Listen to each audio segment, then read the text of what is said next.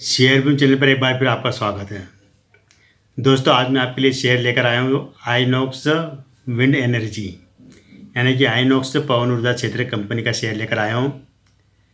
अभी इसकी जो प्राइस चल रही है 227 रुपये के आसपास चल रही है। और टाइम अगर देखा जाए इसका हाई रहा है 261 रुपये का हाई रहा है और 4 रुपये का लो भी रहा है इसका, ये जरूर ध्यान रखना। साथ ही साथ देखा जाए तो एक साल का अगर देखें हाई रहा है इसका 261 रुपये का और लो रहा है 43-44 रुपये का लो भी रहा है इसका एक साल का। यानी कह सकते हैं कि एक साल में ये पैसा करीब करीब 6 गुना लोगों का हो चुका है जिन्होंने इन्वेस्टमेंट किया होगा। इस कंपनी की स्थापना 2009 में हुई थी और 2015 मार्च 2015 में शेयर मार्केट में लिस्ट हुआ था शेयर। तब इसकी प्राइस जो रखी गई थी वो 315 रुपये से लेकर 325 रुपये तक और 325 रुपये शेयर मार्केट में लिस्ट हुआ था। तो कह सकते हैं कि अभी लिस्टिंग प्राइस से आपको सस्ता मिल रहा शेयर 227 रुपये मिल रहा है। लेकिन एक चीज़ और ध्यान रखना है इसके अंदर की कंपनी निवेशकों को बोनस दे चुकी है, हर एक शेयर पे 3 शेयर का बोनस भी दे चुकी है। हालांकि कंपनी ने डिविडेंड नहीं दिया है और शेयर स्प्लिट नहीं हुआ, इसकी फेस वैल्यू अभी भी 10 रुपये है। आगे का डेटा मैं आपको इसी वीडियो में बताऊंगा, पूरी कंपनी की जानकारी देता हूँ, पूरे ग्रुप के बारे में बताता हूँ। आपको मैंने एक वीडियो बनाया था पिछले दिनों जो कि GFL लिमिटेड के नाम से, गुजरात फ्लोरोकेमिकल लिमिटेड। तब मैंने आपको जिक्र किया था कि ये एक बहुत बड़ा ग्रुप है, आइनॉक्स ग्रुप से जुड़ा हुआ है। और आइनॉक्स ग्रुप ये कंपनी तो गुजरात से स्टार्ट हुई, लेकिन कह सकते हैं पूरे देश भर में फैला हुआ और कई तरह की बिजनेस इनकी करीब करीब 9 कंपनियाँ इनकी है। वो 9 कंपनी के नाम मैं आपको बताता था एक एक करके। तो इसकी स्थापना 1920 में हुई थी, करीब करीब 90 साल पहले। सिद्धोमल एंड सन्स के नाम से श्री सिद्धोमल जैन ने इसकी स्थापना की थी। पेपर और न्यूज़ प्रिंटर यहाँ से शुरुआत की थी। बाद में इनके बेटे ने 1960 में कारोबार संभाला, जो इनके बेटे थे देवेंद्र कुमार जैन। इन्होंने बिजनेस को आगे बढ़ाया और 1963 में इन्होंने इंडस्ट्रियल ऑक्सीजन कंपनी लिमिटेड की स्थापना की थी। तब से देखा जाए तो इन्होंने कई कंपनी की स्थापना की है और उसके साथ साथ इन्होंने जो गुजरात फ्लोरोकेमिकल के नाम से भी स्थापना की इनकी कंपनियों की, और एक के बाद एक नए नए कारोबार ये करते गए। आजकल ये पूरी जो ग्रुप है, पूरी कंपनियां हैं, अलग अलग इनके परिवार के बेटों के बीच में ही है। ये जरूर ध्यान रखना, इनकी करीब 9 कंपनियां हैं, जिसमें आइनॉक्स एयर प्रोडक्ट सबसे पहली कंपनी इन्होंने ये बनाई थी, आइनॉक्स एयर प्रोडक्ट, यानी कि जो औद्योगिक गैस वगैरह इसका काम करती थी कंपनी। बाद में इन्होंने आइनॉक्स CVA LNG और हाइड्रोजन गैस की इस नाम से कंपनी की स्थापना की थी। ये जो कंपनियां क्या करती है कि जितनी जो रेफ्रिजरेशन की वाली जो गैसें होती है, रेफ्रिजरेटर में काम आने वाली वो गैसें बनाते हैं। इसके अलावा दूसरी जो औद्योगिक क्षेत्र में काम आने वाली, अस्पतालों में काम में आने वाली गैस बनाती है कंपनी, गैस और अन्य चीज़ें बनाती है। इसके अलावा इनका जो PVR आइनॉक्स के नाम से बहुत बड़ा देश भर में मल्टीप्लेक्स जितने भी सिनेमा हॉल वगैरह वहाँ देखते हो PVR और आइनॉक्स ये जॉइंट वेंचर में काम करते हैं। तो वहाँ पर सिनेमा और मल्टीप्लेक्स का निर्माण वो करते हैं, मतलब संचालन करते हैं देश भर में। ये 2023 में होता है। इसके अलावा इनका GFL गुजरात फ्लोरोकेमिकल्स, एक और कंपनी इनकी है GFL लिमिटेड, एक और कंपनी इनकी है Inox leisure world class infra, यानी कि जितनी भी जो सिनेमा हॉल में जितनी सुविधाएं आप देखते हैं, सिनेमा टेक्नोलॉजी के, चाहे साउंड को लेकर हो चाहे किसी भी प्रकार के आप देखते हो ना, वो काम करते हैं आइनॉक्स लेजर वर्ल्ड क्लास इस नाम से है। इसके अलावा एक कंपनी इनकी है आइनॉक्स विंड, जिसकी शेयर की हम चर्चा कर रहे हैं। एक और कंपनी इनकी है आइनॉक्स ग्रीन एनर्जी सर्विस, ये भी इनकी कंपनी है। ये जो ग्रीन एनर्जी ग्रुप में काम करती है, जितनी जो सोलर पावर वगैरह इसके और विंड पावर इसका काम करती है, इसके उपकरण वगैरह बनाती है और खुद के बिजली उत्पादन का काम भी करती है ग्रीन एनर्जी का। इसके अलावा इनका एक और कंपनी आइनॉक्स रिन्यूएबल लिमिटेड, यहाँ भी बिजली उत्पादन से जुड़ा हुआ काम है, रिन्यूएबल के नाम से है। टोटल करीब करीब 9 कंपनियाँ इनकी है। तो इन्होंने क्या किया, आइनॉक्स विंड की स्थापना 2009 में की थी। टरबाइन बनाती है, ब्लेड बनाती है, जो बड़े बड़े आपने देखे होंगे जो विंड पावर में जो बड़े बड़े पोल लगते हैं वो बनाती कंपनी, इनकी ब्लेडें बनाती है, टरबाइन बनाती है, जनरेटर बनाती है, बैटरी का निर्माण करती है और अन्य जितने भी जो इंजीनियरिंग सामान होते हैं उनका निर्माण ये कंपनी करती है। यानी कि जो पूरा किसी भी यूजर यूनिट लगाना, उसका संचालन करना, टर्न के आधार पर सालों साल तक उसका संचालन करना, रख रखाव करना, ये काम कंपनी करती है।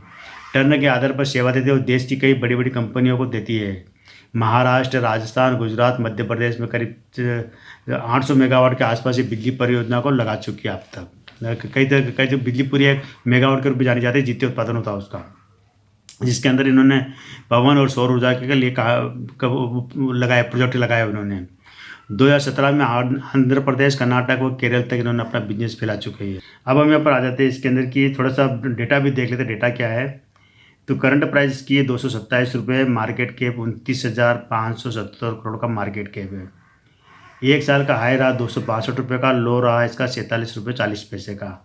लाइफ टाइम का हाई और लो देखेंगे तो वो रहा 4 रुपये का लो रहा है इसका, और 261 रुपये का 61-62 रुपये का इसका हाई रहा है पूरे लाइफ टाइम का।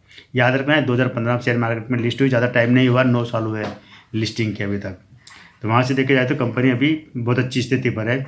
स्टॉक पी इसका है 397 रुपये की, इसको बहुत रिस्की बनाता है बहुत ज़्यादा इसका स्टॉक पी 397 का। बुक वैल्यू इसकी 13 रुपये है, तो बुक वैल्यू से करीब करीब ये 17 गुना महंगा खरीद रही है आप, ये जरूर ध्यान रखना। मैंने आपको पहले बताया था कि 4-5 गुना महंगा खरीदते तब भी ठीक है, लेकिन ये है करीब 17 गुना महंगा, थोड़ा रिस्की बनाता है। ये कुछ चीज़ें ध्यान रखना चाहिए अपने इन्वेस्टमेंट करने से पहले। ROC इसका है 4.26 का है, यानी बहुत कम है। ROCE बहुत कम है इसका। ROE इसका माइनस में जा रहा है, 1.81 का ROE है, अच्छा नहीं है, बेकार है। EPS इसका -1.56 का है, EPS भी बेकार है। फेस वैल्यू इसकी 10 रुपये है। अभी तक शेयर स्प्लिट नहीं हुआ, वही जो शेयर मार्केट में जब लिस्ट हुआ था जब इसकी फेस वैल्यू रखी तो वही है इसकी। कंपनी के ऊपर कर्जा ज़बरदस्त है, जितना इसका मतलब लाइन मतलब करीब 2 गुना कर्जा है इसके ऊपर। कर्जा हमेशा 1 से नीचे होना चाहिए, लेकिन ये 1 से ऊपर मतलब 2 के करीब है कर्जा, तो कर्जा ज़्यादा है यहाँ पर। बोनस कंपनी दे चुकी है, हर एक शेयर पे 3 शेयर का बोनस इन्होंने दिया है 2024 में, 25 अप्रैल 2024 को। हर एक शेयर पे 3 शेयर का बोनस। अगर आप 3 से अगर मल्टीप्लाई करते हैं, आज का जो प्राइस चल रहा है 227 रुपये के आसपास, तो ये करीब बैठता है 700 रुपये के आसपास शेयर बैठता है। ये जरूर ध्यान रखना, मतलब ये है कि जो शेयर मार्केट में 325 पे लिस्ट हुआ उस शेयर को अभी आप 700 रुपये पर खरीद रहे हैं, ये जरूर इसमें ध्यान रखने वाली बात है। इसके ऊपर होल्डिंग देखेंगे, होल्डिंग में ज़बरदस्त कमी आई, मालिकों के होल्डिंग मालिक इन्होंने कुछ होल्डिंग बेची भी है। तो वर्तमान में इनकी जो होल्डिंग है 48.27% की है, मतलब कह सकते हैं कि 48.25% होल्डिंग है। इसमें से भी 1.25% होल्डिंग इन्होंने गिरवी रखी है, 1.23% गिरवी रखी हुई है। और 2023 में इनके पास 72% होल्डिंग हुआ करती थी ज़बरदस्ती 2023 में, और 2024 एक साल के अंदर इन्होंने मतलब ज़बरदस्त अपने शेयर बेचे हैं मालिकों ने। ये जरूर ध्यान रखना कि यहाँ पर बिक्री ज़बरदस्त हुई है, मतलब मालिकों ने अपनी होल्डिंग कम की है। FIS के पास होल्डिंग है 13.37% की FIS के पास होल्डिंग है, ठीक है। DIS के पास 9.75% की होल्डिंग है, मतलब डोमेस्टिक इन्वेस्टर। पब्लिक के पास है 28.62% की होल्डिंग पब्लिक के पास है, मतलब कह सकते हैं मोटा मोटा 29% होल्डिंग पब्लिक के पास है। और इसके प्रमोटर की होल्डिंग इन्होंने का अभी जो लेटेस्ट भी 4% होल्डिंग कम हुई है। इक्विटी पर रिटर्न इनका है -27.7 का है, माइनस में चला इक्विटी पर रिटर्न। अब हम इसका रेवेन्यू देख लेते हैं, रेवेन्यू में क्या है। हम देखेंगे 4 क्वार्टर का, सितंबर 2023, दिसंबर 2023, मार्च 2024 और जून 2024। तो सितंबर 2023 में इनको 371 करोड़ का रेवेन्यू आया, 322 करोड़ रुपये खर्चा हुआ, लेकिन नुकसान हुआ, यहाँ पर प्रॉफिट नहीं हुआ, कंपनी को 27 करोड़ रुपये का नुकसान हो गया, ज़बरदस्त नुकसान है सितंबर क्वार्टर में। दिसंबर क्वार्टर में 503 करोड़ का रेवेन्यू आया, 411 करोड़ रुपये खर्चा हुआ और 2 करोड़ रुपये का प्रॉफिट हुआ। यहाँ मतलब दिसंबर में कंपनी प्रॉफिट में आ गई, यानी कि जो 27 करोड़ का जो नुकसान हुआ था सितंबर के, वो कवर करके 2 करोड़ के प्रॉफिट में आ गई कंपनी, ठीक है। मार्च 2024 यहाँ पर 528 करोड़ का रेवेन्यू आया, 426 करोड़ का खर्चा हुआ और 37 करोड़ रुपये इनको नेट प्रॉफिट हुआ। यहाँ पर भी कंपनी ने प्रॉफिट बढ़ाया, ज़बरदस्त बढ़ाया। जून 2024 में 639 करोड़ का रेवेन्यू आया, 503 करोड़ रुपये इन्होंने खर्चा किया और 50 करोड़ रुपये का इनको नेट प्रॉफिट हुआ। यानी कह सकते हैं कि सितंबर, दिसंबर, मार्च और जून चारों क्वार्टर में देखा जाए तो सितंबर क्वार्टर में इनको नुकसान हुआ था, बाद में प्रॉफिट में रहे हैं। तो अच्छी बात है कि कंपनी धीरे धीरे प्रॉफिट में आ रही है। खर्चा भी इनका देखा जाए तो पहले सितंबर में 322 करोड़ का खर्चा था, दिसंबर में 411 करोड़ का, मार्च में 426 करोड़ और जून में 503 करोड़। खर्चा इनका बड़ा है ज़रूर। रेवेन्यू भी देखा जाए तो इनका जो सितंबर में 371 करोड़ था, दिसंबर में 503 करोड़, मार्च में 528 करोड़ और जून में 639 करोड़, यानी कि रेवेन्यू भी इनका लगभग दुगना हो गया। दुगने से मतलब रेवेन्यू दुगना हुआ, खर्चा भी लगभग दुगना हो गया, लेकिन प्रॉफिट देखा जाए तो प्रॉफिट कई गुना प्रॉफिट बढ़ा कंपनी का, माइनस से लेकर प्लस में आ गए। सालाना अगर रेवेन्यू देखते हैं तो 2021 में इनको 4 साल का हम देखेंगे, 2021 में 711 करोड़ का रेवेन्यू आया, खर्चा हुआ 922 करोड़ का और 307 करोड़ का नुकसान हुआ। यहाँ पर ज़बरदस्त नुकसान हुआ कंपनी को 2021 में। 2022 में 625 करोड़ का रेवेन्यू आया, 925 करोड़ रुपये खर्चा हुआ और 483 करोड़ का नुकसान हुआ। 2022 में भी इनको ज़बरदस्त नुकसान हुआ। कंपनी का रेवेन्यू भी कम हुआ, 711 करोड़ से 625 करोड़ रुपये आ गया, लेकिन खर्चे 925 करोड़, खर्चे बढ़ गए यहाँ पर 902 करोड़ से 925 करोड़ हो गए और इस कारण इनको नुकसान 483 करोड़ का नुकसान हुआ। 2023 में 733 करोड़ का रेवेन्यू आया 2023 में और 926 करोड़ रुपये खर्चा हुआ और नुकसान हो गया 712 करोड़ का नुकसान हुआ और ज़बरदस्त नुकसान हुआ। इनका नुकसान 21, 22 और 23 में दुगना हो गया नुकसान बढ़ते बढ़ते। और 2024 में 1743 करोड़ का रेवेन्यू है। यहाँ पर इन्होंने रेवेन्यू लगभग दुगना हुआ, ये अच्छी बात है। और खर्चा हुआ इनका हुआ है 1475 करोड़ का खर्चा हुआ है, लेकिन कंपनी घाटे में है। यहाँ पर कंपनी को 53 करोड़ का नुकसान हुआ। यानी कि एक बात अच्छी है, कंपनी को जो 2023 में 712 करोड़ का नुकसान हो रहा था, अब इन्होंने अपना घाटा कम कर लिया। घाटा मतलब मात्र 53 करोड़ का घाटा हो गया इनका, मतलब रेवेन्यू ने बढ़ाया, डबल रेवेन्यू कर लिया। खर्चा भी इनका बढ़ा है, खर्चा भी करीब 500 करोड़ का इजाफा हुआ खर्चे में। लेकिन कंपनी सबसे अच्छी बात है कि जो नुकसान घाटा दर्ज कर रहे थे, घाटे से अब मतलब कम कर लिया। घाटे से बाहर नहीं है, लेकिन कम कर लिया कंपनी ने, ये अच्छी बात है। ये 2023 में इनका 23-24 में इन्होंने मतलब क्या है कि अपने कुछ होल्डिंग वगैरह कम की थी, ये बेची तो वहाँ से पैसा आया होगा शायद 24 में। इस कारण इनका रेवेन्यू 1700 करोड़ के आसपास है, पता नहीं कहाँ से है।